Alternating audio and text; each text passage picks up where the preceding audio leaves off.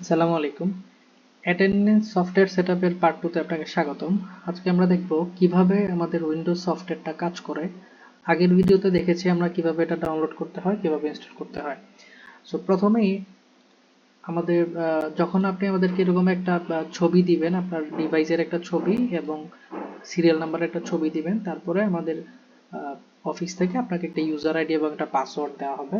So ওই user ID এবং password দিয়ে যখন আপনি লগ ইন করবেন, লগ ইন কমপ্লিট হওয়ার সাথে সাথেই আপনি দেখতে পাবেন অটোমেটিক্যালি আপনার যতগুলা ডিভাইস আছে, দেখা গেছে যে আপনার স্কুলে 2টা বা 3টা ডিভাইস থাকতে পারে বা যতগুলা ডিভাইস আপনি দিয়েছেন, ওই ডিভাইসগুলোর লিস্ট অটোমেটিক এখানে চলে আসবে এবং অটোমেটিক কানেক্ট হয়ে যাবে। যেহেতু আমার এই নেটওয়ার্কে অথবা এই রাউটারে আপাতত কোনো ডিভাইস সেট আপ করা নাই, অটোমেটিক কানেক্ট হয়নি, আমি কানেক্ট ক্লিক করলে কানেক্ট হবে। যেহেতু ডিভাইস নেই আপাতত কানেক্ট হচ্ছে না। সো ক্লিক করার পর আমি এখানে দেখতে পারবো কানেক্টেড, এবং পরবর্তীতে আমি যদি এই বাটনটাতে ক্লিক করি তখন আমি ডিভাইসের মধ্যে একটা সাউন্ড শুনতে পাবো। সো তখন আমি বুঝবো যে না, আমার ডিভাইসটা ঠিকঠাক আছে, এবং আমার যদি ডিভাইসের কোনো ইনফরমেশন দেখা লাগে আমি এখানে ক্লিক করে দেখতে পারবো এবং এগুলো দিয়ে এডিট করতে পারবো। আচ্ছা, আমার যে কাজ হবে, যখন আমি একটু আগে আমরা একটা ফাইল ডাউনলোড করেছি, আমরা আরেকবার দেখে নিই যে আমরা যখন আমাদের এরকম পোর্টাল থেকে আপনার হচ্ছে যে স্টুডেন্টের ভিতরে বাল্ক স্টুডেন্ট আইডি নামে একটা সেকশন আছে, ওই জায়গাতে গিয়ে আমরা চাইলে আলাদা আলাদা ক্লাসের জন্য ফাইল বের করতে পারবো, অথবা অল ক্লাসেস দিয়ে, যেমন আমার এই স্কুলের মধ্যে হচ্ছে 15টা স্টুডেন্ট আছে, যদিও কারো কার্ড এখন অ্যাড করা হয়নি। সো 15টা স্টুডেন্ট আমি এক্সপোর্ট সিএসভি দেওয়ার সাথে সাথে দেখা যাচ্ছে যে আমার ফাইলটা ডাউনলোড হয়ে গেছে। এটা আমার একটু আগের ফাইল, এটা এখনকার ফাইল। আচ্ছা, তো আমি আমার সফটওয়্যারটা ওপেন করে নিব। সফটওয়্যারটা ওপেন করার পর আমি চলে যাব ইউজার সেগমেন্টে। আমার এখানে দেখা যাচ্ছে যে আমার যেহেতু 2টা ডিভাইস আসছে, আমার কাছে 2টা ডিভাইস আছে, সেজন্য 2টা ডিভাইস দেখা গেছে। কোন ডিভাইসে কোন ক্লাসের স্টুডেন্ট অ্যাড করব অথবা কোনগুলা করব না, সেটা আমি আমার মন মতো করতে পারবো। যখন যেমন তো আমার হচ্ছে 2টা ডিভাইস আছে, তো দেখা গেছে যে ক্লাস 6, 7, 8 আমি হচ্ছে প্রথম ডিভাইসটাতে অ্যাড করব, 9, 10 দ্বিতীয় ডিভাইসটাতে অ্যাড করব। এরকম করে আলাদা করে আমার মতো আমি সেট আপ করতে পারবো। অথবা আমাদের স্টুডেন্ট সংখ্যা যদি কম হয়, দেখা গেছে 300-400 স্টুডেন্ট টোটাল, এবং আমি চাচ্ছি 2টা মেশিনে যেন পাঞ্চ করতে পারে, সেক্ষেত্রে 2টা মেশিনে আমি 400 করে স্টুডেন্ট অ্যাড করে দিব। সেক্ষেত্রে দেখা গেছে যে যে কোনো স্টুডেন্ট যে কোনো মেশিনে পাঞ্চ করতে পারবে। ধরে নিলাম আপাতত 6, 7 যতগুলো স্টুডেন্ট আছে আমি হচ্ছে তাদেরকে অ্যাড দিব।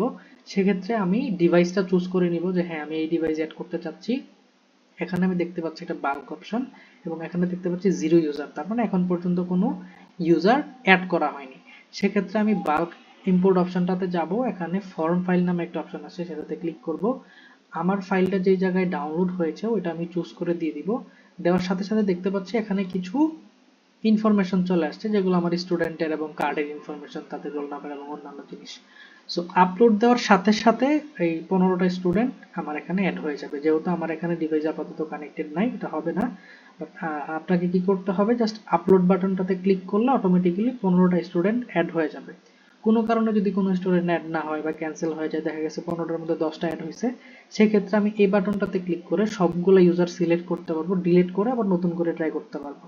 অথবা এখানে রিলোড করলে তখন আমি বুঝতে পারবো যে না, নতুন কোনো ইউজার অ্যাড হয়েছে কিনা। সো এরকম করে আমি প্রথম ডিভাইসে করলাম, তারপরে আমি আবার দ্বিতীয় ডিভাইসে বাল্ক আপলোড করে আরো কিছু স্টুডেন্ট অ্যাড করতে পারবো আমি আমার মন মতো। সেটা হতে পারে দুটো ডিভাইসে আমি একই স্টুডেন্টের ডেটা অ্যাড করছি, অথবা এমন হতে পারে যে আলাদা আলাদা সেকশন ওয়াইজ বা ক্লাস ওয়াইজ অথবা বিল্ডিং ওয়াইজ আমি আলাদা করে ডেটাগুলো এন্ট্রি করছি। সো এই যখনই এটা এন্ট্রি করা কমপ্লিট হয়ে যাবে, তখন আমরা ডিভাইসের মধ্যে যে কোনো একটা কার্ড পাঞ্চ করে দেখব যে ডিভাইসটা নিচ্ছে কিনা, কনফার্ম করতেছে কিনা। সো ওই পাঁচটা আমরা আবার অ্যাটেন্ডেন্সে যখন আসবো, তখন এই জায়গাতে দেখাবে, যদি এখন নো লোক দেখাচ্ছে, এই জায়গাতে দেখাবে কোন স্টুডেন্ট কোন কার্ডধারী কখন কয়টা বাজে পাঞ্চ করেছে, সে কি চেক ইন করেছে, চেক আউট করেছে না কি করেছে, আমরা এখান থেকে দেখতে পাবো। যেমন আমার 2টা ডিভাইস, যেহেতু 2টা ডিভাইসের আলাদা আলাদা তথ্য এই জায়গাতে চলে আসবে। এবং এই সফটওয়্যারটা অটোমেটিক্যালি প্রতি 10 মিনিট পর পর সে এই ডেটাগুলা আমাদের যে স্কুলের ওয়েবসাইটটা রয়েছে, অর্থাৎ এই যে পোর্টালটা বা সফটওয়্যারটা দেখতে পাচ্ছি, তার এখানে কন্টিনিউয়াস পাঠাইতে থাকবে। অর্থাৎ একটা স্টুডেন্ট সে যে পাঞ্চ করলো, এই ইনফরমেশনটা সে এই সার্ভারে অথবা এই ওয়েবসাইটে পাঠাইতে থাকবে। সো আমরা চাইলে কন্টিনিউয়াস এখান থেকে কোন একটা স্টুডেন্ট কখন আসছে কখন বের হইছে এই ধরনের ইনফরমেশনগুলো দেখতে পারবো। যেমন আমি অল স্টুডেন্টে যদি যাই, আমি দেখতে পাচ্ছি যে ফাতেমা নামে একজন স্টুডেন্ট আছে ক্লাস 3 তে, রোল নাম্বার 1। আমি যদি এই জায়গাতে ক্লিক করি অ্যাটেন্ডেন্স রিপোর্ট, সেই ক্ষেত্রে এই নিচের এই জায়গাটাতে আমার সবগুলা ডেটা চলে আসবে, যে কয়টায় ঢুকেছে, কয়টায় বের হয়েছে, সে কি প্রেজেন্ট কিনা বা অ্যাবসেন্ট কিনা, এই ডেটাগুলো চলে আসবে এবং এখান থেকে আমি চাইলে ডাউনলোড করতে পারবো। এবং পরবর্তী যেই অ্যাটেন্ডেন্স ডেটাগুলো আছে, যেমন স্টুডেন্টের ডেইলি অ্যাটেন্ডেন্স, যেমন কবে থেকে কবে দেখতে চাচ্ছি, কোন সেশন কোন ক্লাস, এগুলো আমি আলাদা করে ফিল্টার করে কতজন স্টুডেন্ট কখন এসেছে, কয়টায় এসেছে, কয়টায় আসে না, এই ইনফরমেশনগুলো আমরা এখানে পাবো। যেমন স্টুডেন্ট আসছে কতজন, যেমন আজকে কোনো প্রেজেন্ট নাই, সবাই অ্যাবসেন্ট, যেহেতু এটা একটা ডেমো অ্যাকাউন্ট, এটাতে অ্যাটেন্ডেন্সের ডেটা যাচ্ছে না, যার জন্য এটা খালি দেখাচ্ছে। সো এখান থেকে আমি টিচারের অ্যাটেন্ডেন্স, স্টুডেন্টের অ্যাটেন্ডেন্স এবং কখনো যদি ম্যানুয়াল অ্যাটেন্ডেন্স লাগে, এই জিনিসগুলো এখান থেকে ম্যানেজ করতে পারবো। এবং আমার যে অ্যাটেন্ডেন্সের দুইটা ডিভাইস আমি দেখতে পাচ্ছি, সেই ডিভাইসটা মূলত এই জায়গাতে অ্যাড করা লাগে।